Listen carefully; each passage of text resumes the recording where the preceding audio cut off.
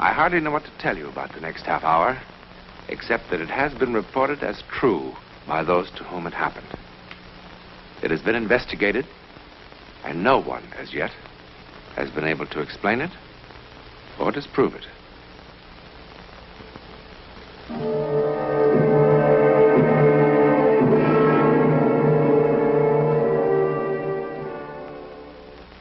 Only a very few moments ago, this was the scene of a tense human drama, played for very high stakes indeed. A man's life. A jury has just determined that Paul Marlin did not murder his wife. Thus, a sensational murder trial comes to an end. But sometimes, the end is also the beginning. Perhaps if Paul Marlin could have known what lay ahead, he would have preferred being found guilty.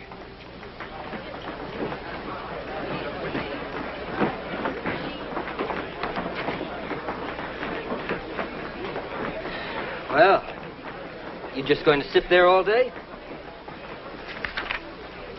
What? Hasn't it gotten through to you yet? It's all over, Paul. You're a free man. Yes, I know.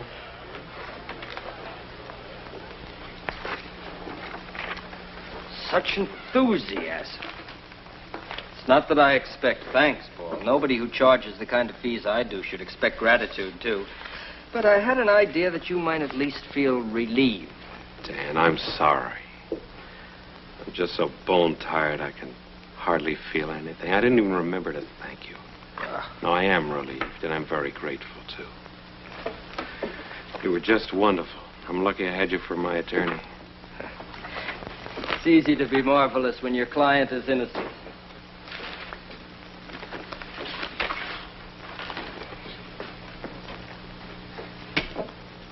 You're still thinking about Julie, huh? I am. I don't know if I'll ever really stop. If I only knew who did it or why. What are you going to do with yourself, Paul? Oh, I don't know. Start trying to pick up the pieces, I guess. You could do with a change of scene. Yes, I suppose so. And a rest. You need a rest, Paul. I'll think about it. Never mind thinking about it. You're going to do something about it. Come on.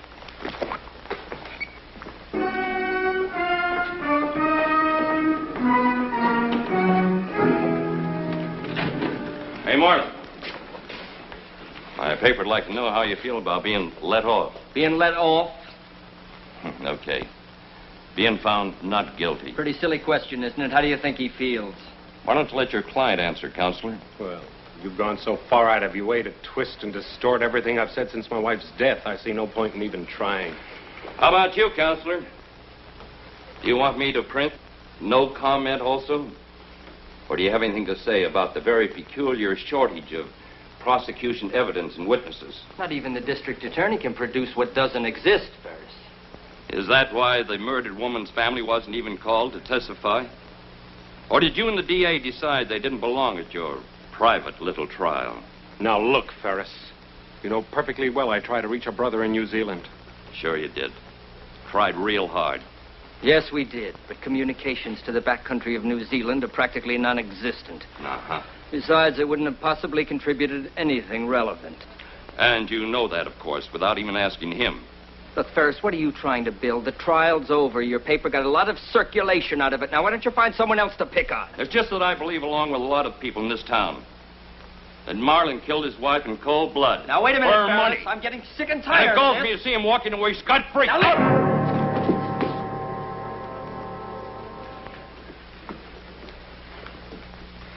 Thanks. I've got my headline.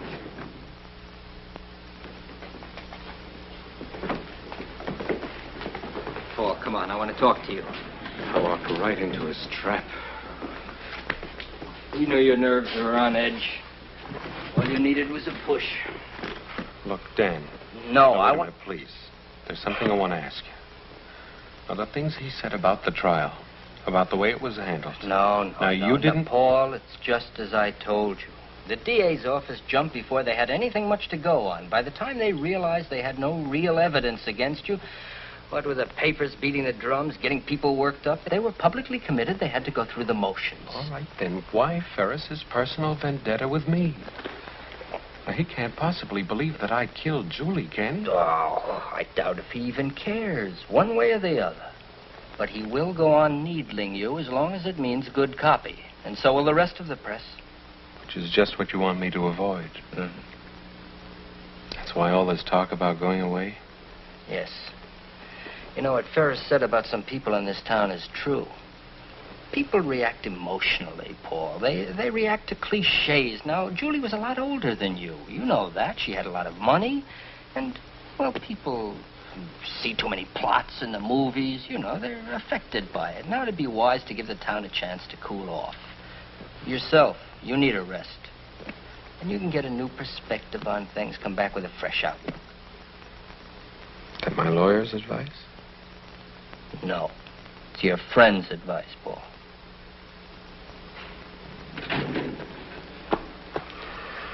Okay, Dan. All right. I'll go away for a while. I just hate the idea of looking as though I were running away.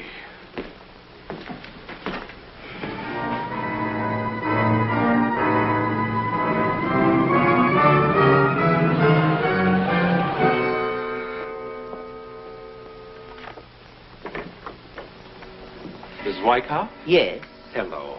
I'm Paul Marlin. I recognize you, Mr. Martin. The hotel phoned. All I have left is a third-floor rear. I'm sure that'll be quite fine, thank you. Well, it'll have to be. This is our season. Yes, so I understand. I'm sure you'll be quite comfortable. Guess I'm lucky to get anything at all.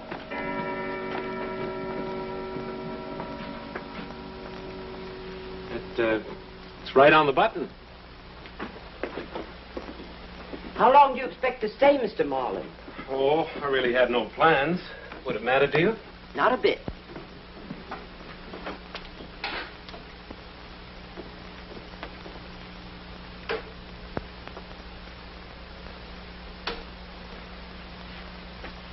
Well? Oh, yes, this will be fine. Thank you very much. That'll be $6 a night. Oh, When you leave, I'll have the trunks moved tomorrow. well, they're no trouble.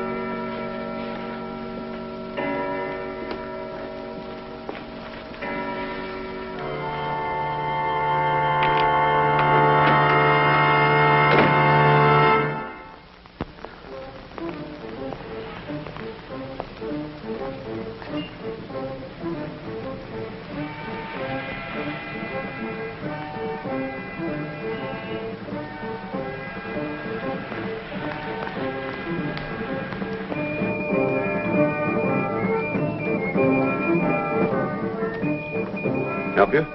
Urban. Any particular? No, anything.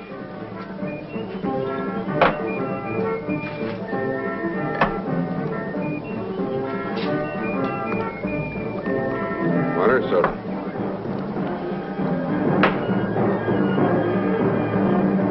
Another, please, a double.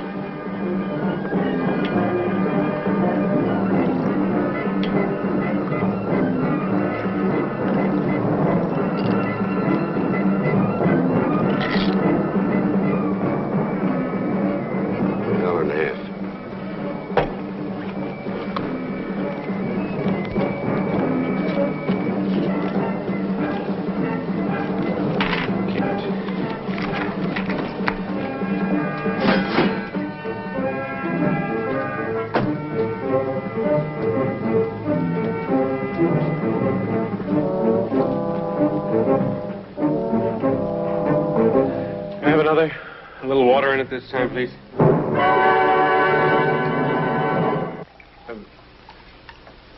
Bartender, tell me something. What do you think?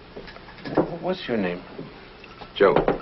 Tell me something. What do you think of people who see things that aren't there and hear things? They've had too much to drink. No, I mean, before they had too much. Before they've had even one drop.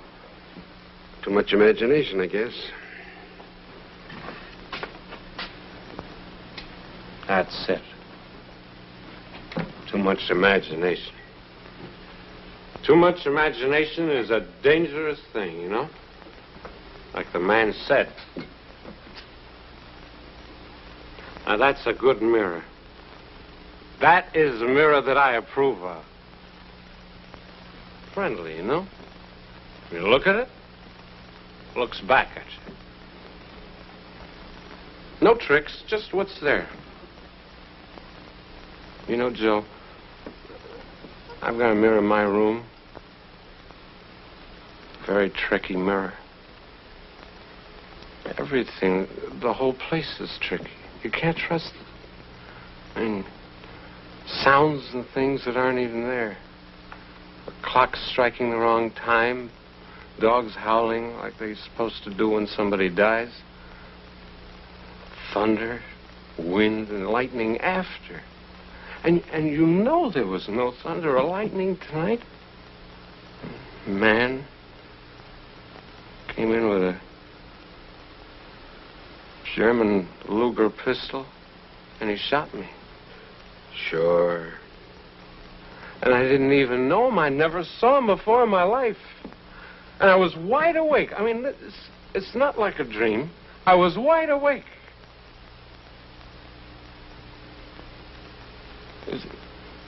That's some imagination, huh? It's like I'm an inventor. I invented a person. I mean, this man didn't... He wasn't made up of all faces I'd known before, like in a dream. He was someone real.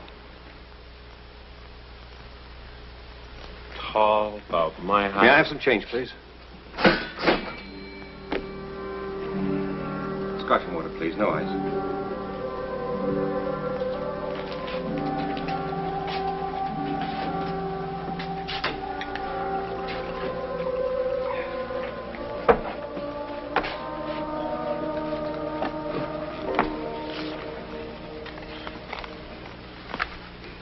What's this supposed to be?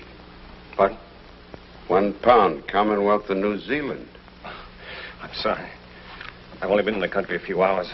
Takes a while to remember about the currency.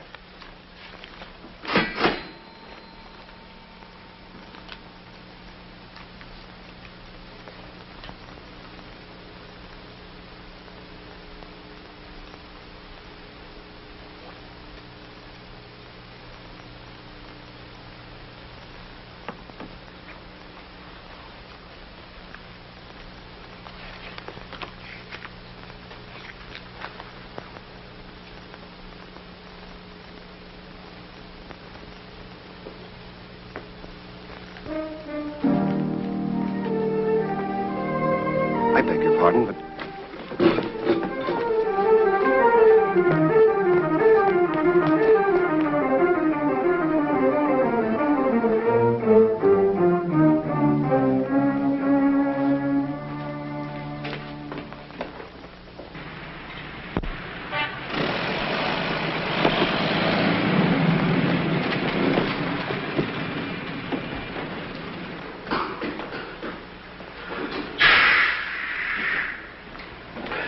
When is the next bus out of here? To where? Anywhere. Well, there's one at 2:05 to San Francisco. Or San Francisco. 4:50. Put your luggage on the ramp. The driver will pick it up when he gets here. Huh? Your luggage. Put it on the ramp. No, I don't have any luggage, thanks.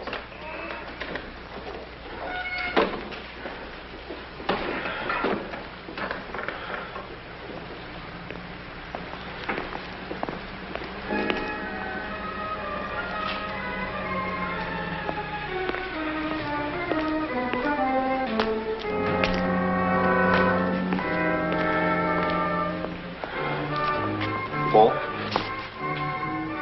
What do you want? I'm Roger Wiley. Roger Wiley, you are Paul Marlin, aren't you?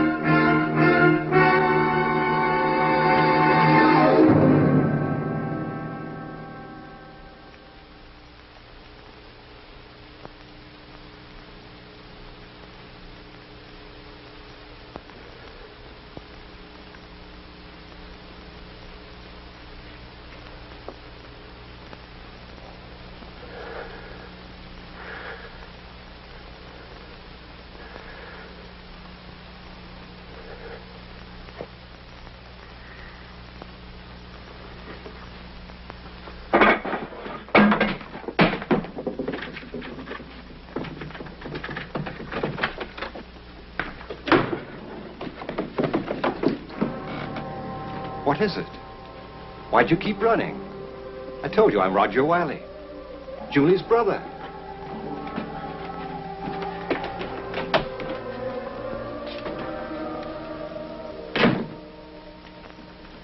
Aren't you well? Shall I call a doctor?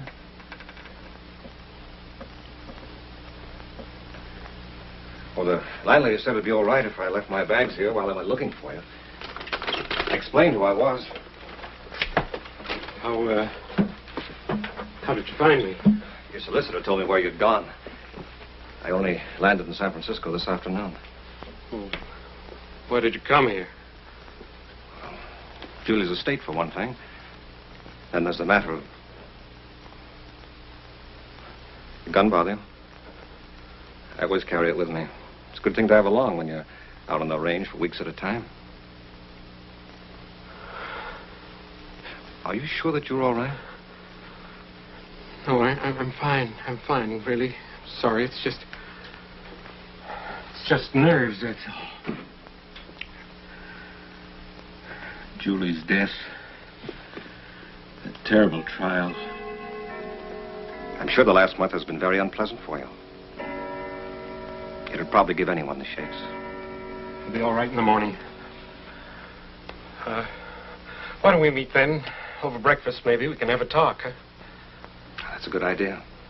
But with the hotel full up, I hardly know where to look for a room at this hour. What I mean is... No, I thought perhaps I could flop in that chair for tonight. Oh. Yes, of course. Why not? Thanks.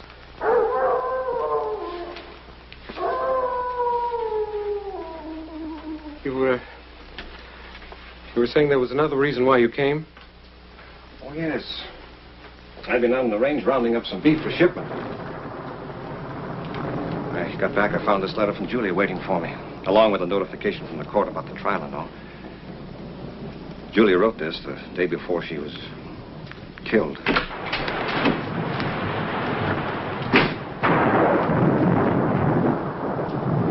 Stay away from me. I know why you came. I had a warning. You had what? I know why you're here, and I know why this gun, too. I saw it all happen. Paul, I don't know what you're babbling about. You're here to kill me. You read the newspapers, didn't you? You believe what they said, that I killed her, don't you? That I planned the whole thing to make it look like somebody had broken in just to cover up. Paul, listen to me. I don't believe anything of the sort. Why should I? Why are you here? She told you everything in that letter. Paul. She knew everything right from the start, didn't she? I never fooled her, not for 1 minute, I'll bet. Paul, give me the gun. No. You don't realize what you're doing. No, I tell you! I waited too long. I've planned all this too carefully to have it all blow up my face now. I am her heir! I am her sole heir! You killed her. Yes! Yes. You're not gonna take it away from me. Nobody's gonna cheat me of it now.